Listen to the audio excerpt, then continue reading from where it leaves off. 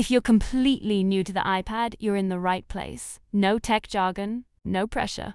This video is designed especially for beginners and older users, so I'll be going slowly and explaining everything step by step. Let's learn together.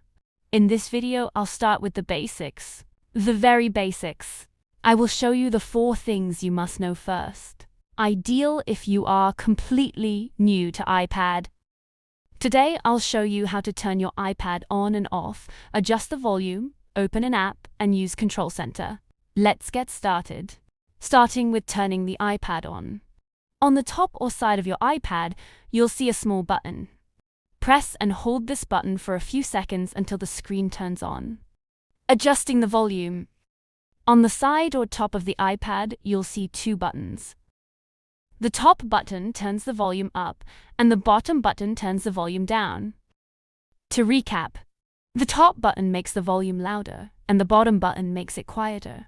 Opening an app. To open an app, gently tap it once with your finger. I will open the News app as an example. 1 tap is enough, no need to press hard.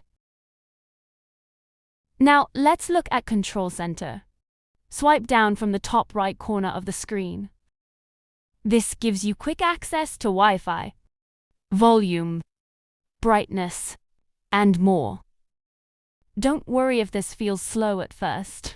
You can pause or rewind this video anytime.